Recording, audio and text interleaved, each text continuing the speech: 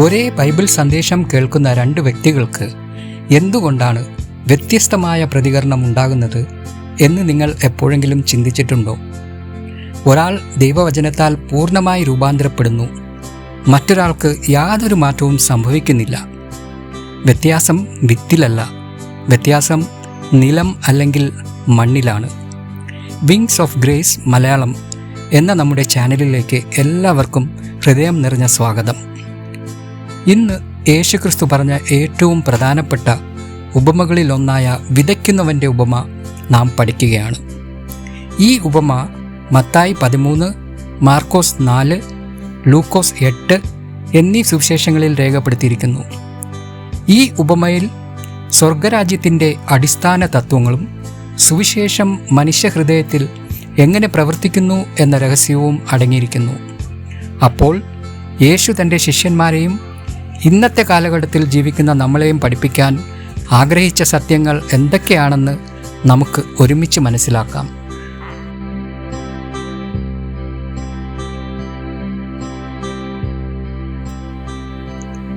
ഒരു ദിവസം യേശു ഗലീല കടലിൻ്റെ തീരത്ത് ഇരിക്കുകയായിരുന്നു. യേശുവിനെ കാണാനും കേൾക്കാനും രോഗശാന്തി പ്രാപിക്കാനും അനേകം ആളുകൾ അവിടേക്ക് ഒഴുകിയെത്തി. ജനക്കൂട്ടം വളരെ വർദ്ധിച്ചതിനാൽ യേശു ഒരു മീൻ പിടുത്ത പടകിൽ കയറി കടൽ തീരത്തുണ്ടായിരുന്ന ജനങ്ങളോട് ഉപദേശിച്ചു. അവരുടെ മുന്നിൽ വിശാലമായ വയലുകൾ കാണാമായിരുന്നു. ചില കർഷകർ വിത്ത് വിതയ്ക്കുകയായിരുന്നു, മറ്റു ചിലർ വിളവെടുപ്പിലായിരുന്നു. ആ കാഴ്ചയെ അടിസ്ഥാനമാക്കി യേശു പറഞ്ഞു, ഇതാ വിത്ത് വിതയ്ക്കുന്നവൻ വിത്ത് വിതപ്പാൻ പുറപ്പെട്ടു. ഇത് ഒരു സാധാരണ കർഷക പാഠമല്ലായിരുന്നു. ആ വിതക്കാരൻ യേശുക്രിസ്തു തന്നെയായിരുന്നു. പാപത്തിൽ നഷ്ടപ്പെട്ട ലോകത്തിലേക്ക് നിത്യജീവന്റെ വിത്തായ സത്യവചനം വിതയ്ക്കുവാൻ യേശു സ്വർഗത്തിൻ്റെ മഹത്വം ഉപേക്ഷിച്ച് ഭൂമിയിലേക്ക് വന്നു. യേശു വാളുമായോ സൈന്യങ്ങളുമായോ വന്നില്ല. യേശു ദൈവവചനവുമായി വന്നു. അക്കാലത്തെ യഹൂദന്മാർ റോമൻ സാമ്രാജ്യത്തെ തോൽപ്പിച്ച് ഭൂമിയിൽ ഒരു ഭൗതികമായ രാജ്യം സ്ഥാപിക്കുന്ന മശിഹയെയാണ് പ്രതീക്ഷിച്ചത്. എന്നാൽ യേശു വെളിപ്പെടുത്തിയത് വ്യത്യസ്തമായ ഒരു രാജ്യമായിരുന്നു. ദൈവരാജ്യം യുദ്ധങ്ങളാലോ രാഷ്ട്രീയ ശക്തിയാലോ വളരുന്നില്ല. മനുഷ്യഹൃദയങ്ങളിൽ ഒരു പുതിയ ജീവിതം നട്ടുവളർത്തിയാണത് വ്യാപിക്കുന്നത്. ദൈവം ലോകത്തെ മാറ്റുന്നത് ഓരോ ഹൃദയവും മാറ്റിക്കൊണ്ടാണ്.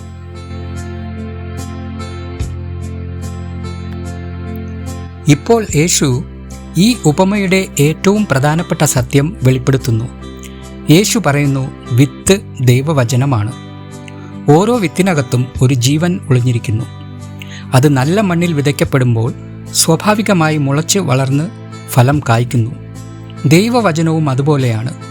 യേശു പറഞ്ഞു, ഞാൻ നിങ്ങളോട് സംസാരിച്ച വചനങ്ങൾ ആത്മാവും ജീവനുമാകുന്നു. ബൈബിൾ വെറും അറിവിൻ്റെ പുസ്തകമല്ല, അത് ജീവിക്കുന്ന ദൈവത്തിൻ്റെ ജീവദായക വചനമാണ്. ദൈവത്തിൻ്റെ ഓരോ വാഗ്ദാനത്തിലും അത് നിറവേറ്റാനുള്ള ദൈവത്തിൻ്റെ ശക്തി അടങ്ങിയിരിക്കുന്നു. ദൈവത്തിൻ്റെ ഓരോ കൽപ്പനയിലും അതിനെ അനുസരിക്കുവാൻ ആവശ്യമായ കൃപയും ശക്തിയും ഉൾക്കൊള്ളപ്പെട്ടിരിക്കുന്നു. നാം വിശ്വാസത്തോടെ ദൈവവചനം സ്വീകരിക്കുമ്പോൾ ക്രിസ്തുവിൻ്റെ ജീവൻ നമ്മുടെ ഉള്ളിൽ പ്രവർത്തിക്കാൻ ആരംഭിക്കുന്നു. അത് നമ്മുടെ ചിന്തകളെ മാറ്റുന്നു, നമ്മുടെ സ്വഭാവത്തെ മാറ്റുന്നു. അങ്ങനെ ക്രിസ്തുവിൻ്റെ സാദൃശ്യത്തിലേക്ക് നമ്മെ രൂപാന്തരപ്പെടുത്തുന്നു. അതുകൊണ്ടാണ് സാത്താൻ മനുഷ്യർ ദൈവവചനം സ്വീകരിക്കാതിരിക്കാനായി അക്ഷീണം പരിശ്രമിക്കുന്നത്. ഏദൻ തോട്ടത്തിൽ മനുഷ്യനെ വഞ്ചിച്ചതു മുതൽ അവൻ സംശയത്തിൻ്റെയും വഞ്ചനയുടെയും അവിശ്വാസത്തിൻ്റെയും വിത്തുകൾ വിതച്ചുകൊണ്ടിരിക്കുകയാണ്. എന്നാൽ യേശുക്രിസ്തു സത്യം, ജീവൻ, പ്രത്യാശ, രക്ഷ എന്നിവയുടെ വിത്ത് വിതയ്ക്കാനാണ് ഈ ലോകത്തിലേക്ക് വന്നത്. അതിനാൽ ക്രിസ്തുവും സാത്താനും തമ്മിലുള്ള വൻ വിവാദം യഥാർത്ഥത്തിൽ മനുഷ്യഹൃദയത്തിൽ ഏത് വിത്താണ് വളരുന്നത് എന്നതിനെക്കുറിച്ചുള്ള പോരാട്ടമാണ്. നമ്മുടെ ഹൃദയത്തിൽ വളരുന്നത് ദൈവവചനത്തിൻ്റെ വിത്താണോ, അല്ലെങ്കിൽ സംശയത്തിൻ്റെയും ലോകസ്നേഹത്തിൻ്റെയും വിത്തുകളാണോ? ഈ ചോദ്യം ഓരോരുത്തരും സ്വയം പരിശോധിക്കേണ്ടതാണ്. കാരണം ഏത് വിത്താണ് നാം സ്വീകരിക്കുന്നത്, അതനുസരിച്ചായിരിക്കും നമ്മുടെ ജീവിതത്തിലെ വിളവും.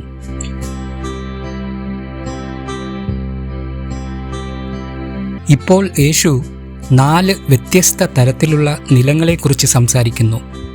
ഈ 4 നിലങ്ങളും 4 വ്യത്യസ്ത മനുഷ്യഹൃദയങ്ങളെ പ്രതിനിധീകരിക്കുന്നു. ദൈവവചനം എല്ലാവരിലേക്കും ഒരുപോലെ എത്തുന്നു, എന്നാൽ അതിന് ലഭിക്കുന്ന പ്രതികരണമാണ് വ്യത്യാസം സൃഷ്ടിക്കുന്നത്.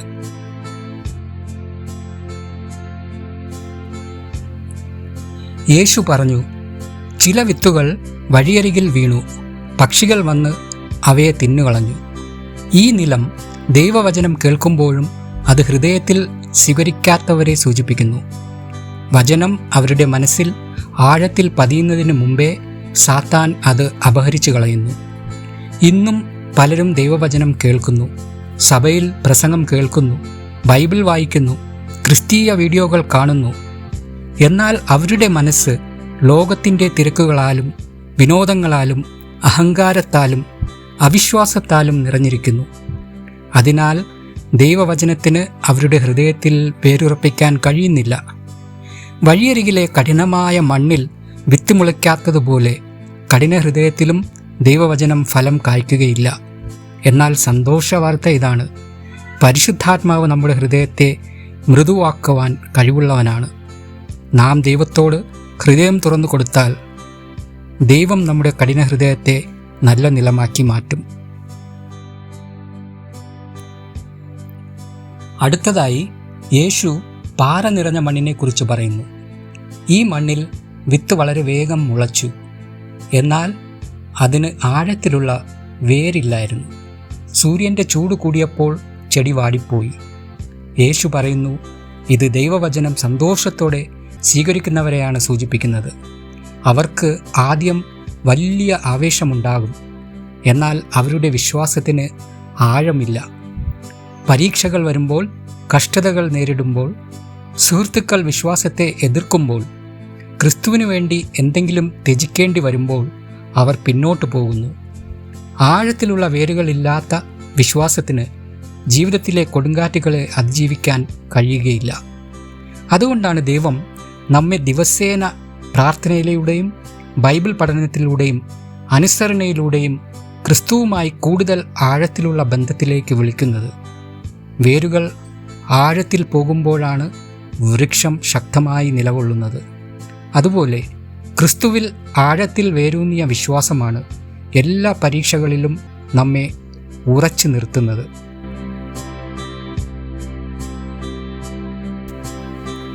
യേശു തുടർന്ന് പറഞ്ഞു, ചില വിത്തുകൾ മുള്ളുകൾക്കിടയിൽ വീണു, മുള്ളുകൾ വളർന്ന് അവയെ ഞെരുക്കിക്കളഞ്ഞു. ഈ വിത്തുകൾ മുളച്ചു, അവയ്ക്ക് ജീവൻ ഉണ്ടായിരുന്നു, പക്ഷേ അവ വളർന്ന് ഫലം കായ്ക്കാൻ കഴിഞ്ഞില്ല. എന്തുകൊണ്ട്? കാരണം മുള്ളുകൾ അവയുടെ വളർച്ചയെ തടഞ്ഞു. ഈ മുള്ളുകൾ എന്തിനെ പ്രതിനിധീകരിക്കുന്നു എന്ന് യേശു തന്നെ വിശദീകരിച്ചു. അവ ഈ ലോകത്തിൻ്റെ ചിന്തകൾ, ധനത്തിൻ്റെ വഞ്ചന, ഈ ജീവിതത്തിൻ്റെ മോഹങ്ങൾ, മറ്റു കാര്യങ്ങളോടുള്ള അതിയായ ആസക്തി എന്നിവയെ പ്രതിനിധീകരിക്കുന്നു. സാത്താൻ്റെ ഏറ്റവും വിജയകരമായ തന്ത്രങ്ങളിൽ ഒന്നാണിത്. അവൻ എപ്പോഴും നമ്മെ വലിയ പാപങ്ങളിലേക്ക് വലിച്ചിഴക്കണമെന്നില്ല. പകരം അവൻ നമ്മെ വളരെ തിരക്കുള്ളവരാക്കുന്നു, പ്രാർത്ഥിക്കാൻ സമയം കിട്ടാതെയാക്കുന്നു, ബൈബിൾ വായിക്കാൻ താല്പര്യമില്ലാതാക്കുന്നു. ഈ ലോകത്തിലെ കാര്യങ്ങളിൽ നമ്മുടെ മനസ്സ് മുഴുവൻ നിറയ്ക്കുന്നു. അല്പാൽപമായി ദൈവത്തോടുള്ള സ്നേഹം ക്ഷയിക്കുന്നു. ആത്മീയ ജീവിതം മുരടിക്കുന്നു. അവസാനം നാം ദേവാലയത്തിൽ പോകുന്നവരായിരിക്കാം, ദൈവത്തിൽ വിശ്വസിക്കുന്നവരായിരിക്കാം, എന്നാൽ ആത്മീയ ഫലം കായ്ക്കാത്തവരായി മാറുന്നു. ഇന്ന് നമുക്കും ഒരു ചോദ്യം ചോദിക്കാം: എൻ്റെ ജീവിതത്തിൽ ദൈവവചനത്തെ ഞെരുക്കുന്ന മുള്ളുകൾ എന്തൊക്കെയാണ്? അവയെ നീക്കാൻ ഞാൻ തയ്യാറാണോ? അവസാനമായി, ചില വിത്തുകൾ നല്ല മണ്ണിൽ വീണു. അവ മുളച്ചു, വളർന്നു, സമൃദ്ധമായി ഫലം കായ്ച്ചു. ചിലത് 30 മടങ്ങും, ചിലത് 60 മടങ്ങും, ചിലത് 100 മടങ്ങും വിളവ് നൽകി. ഇത് ദൈവവചനം കേട്ട് അത് സ്വീകരിച്ച് അനുസരിച്ച് ജീവിതത്തിൽ പ്രവർത്തിക്കാൻ അനുവദിക്കുന്നവരെ പ്രതിനിധീകരിക്കുന്നു.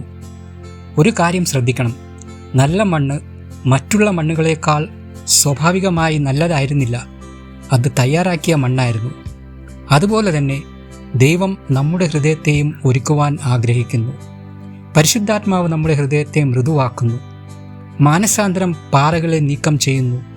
വിശ്വാസം മുള്ളുകളെ പിഴുതെറിയുന്നു. അപ്പോൾ ദൈവവചനം നമ്മുടെ ജീവിതത്തിൽ സമൃദ്ധമായി ഫലം കായ്ക്കുന്നു. ഇതാണ് യേശു ഓരോ വിശ്വാസിയിലും കാണുവാൻ ആഗ്രഹിക്കുന്ന ഹൃദയം. നാം ദൈവവചനം കേൾക്കുന്നവർ മാത്രമല്ല, അത് ജീവിക്കുന്നവരും മറ്റുള്ളവരുമായി പങ്കിടുന്നവരുമാകണം. അപ്പോൾ നമ്മുടെ ജീവിതം ദൈവമഹത്വത്തിനായി സമൃദ്ധമായ ആത്മീയ ഫലം പുറപ്പെടുവിക്കും. യേശുവിൻ്റെ കാലത്തെ അനേകം യഹൂദന്മാർ തിരുവെഴുത്തുകളേക്കാൾ മനുഷ്യരുടെ പാരമ്പര്യങ്ങൾക്കാണ് കൂടുതൽ പ്രാധാന്യം നൽകിയത്. അവർ ആചാരങ്ങളിലും ചടങ്ങുകളിലും ശ്രദ്ധ കേന്ദ്രീകരിച്ചു. എന്നാൽ ആ ചടങ്ങുകൾ ചൂണ്ടിക്കാണിച്ചിരുന്ന യഥാർത്ഥ മശീഹയെ അവർ തിരിച്ചറിഞ്ഞില്ല. യേശു അവരുടെ മുമ്പിൽ നിന്നപ്പോൾ പോലും അവനെ സ്വീകരിക്കാൻ അവർ തയ്യാറായിരുന്നില്ല. ഇന്നും ഇതേ അപകടം നിലനിൽക്കുന്നു. മനുഷ്യരുടെ അഭിപ്രായങ്ങളോ പാരമ്പര്യങ്ങളോ തത്വചിന്തകളോ മതാചാരങ്ങളോ ഒരിക്കലും ദൈവവചനത്തിന് പകരമാകരുത്. യേശു പലപ്പോഴും ഒരു ലളിതമായ വാക്കുകൊണ്ടാണ് മറുപടി നൽകിയത്. എഴുതപ്പെട്ടിരിക്കുന്നു. നമ്മുടെ വിശ്വാസത്തിൻ്റെ അടിസ്ഥാനം ജനപ്രിയ അഭിപ്രായങ്ങളോ മനുഷ്യരുടെ അധികാരമോ അല്ല, അത് ദൈവവചനമായിരിക്കണം. ഈ ഉപമ കേൾക്കുന്നതിനെക്കുറിച്ച് മാത്രമല്ല, ഇത് വിതയ്ക്കുന്നതിനെക്കുറിച്ചും കൂടിയാണ്.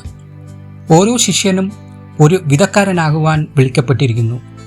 അബ്രഹാമിനെ പോലെ ചിലപ്പോൾ നമുക്ക് നമ്മുടെ സൗകര്യങ്ങൾ വിട്ടു പോകേണ്ടി വരും. പൗലോസിനെ പോലെ നാം ഒരിക്കലും പ്രതീക്ഷിക്കാത്ത സ്ഥലങ്ങളിലേക്ക് ദൈവം നമ്മെ അയച്ചേക്കാം. ചിലപ്പോൾ നാം കണ്ണീരോടെ വിതയ്ക്കും. ചിലപ്പോൾ ക്ഷമയോടെ കാത്തിരിക്കേണ്ടി വരും. ചിലപ്പോൾ നമ്മുടെ പ്രയത്നത്തിൻ്റെ ഫലം ഉടനെ കാണാൻ കഴിയില്ല. എന്നാൽ അതുകൊണ്ട് നിരാശരാകരുത്. കാരണം വളർച്ച ഉണ്ടാകുന്നത് നമ്മുടെ ഉത്തരവാദിത്വമല്ല. നമ്മുടെ ഉത്തരവാദിത്വം വിശ്വസ്തയോടെ വിത്ത് വിതയ്ക്കുക എന്നതാണ്.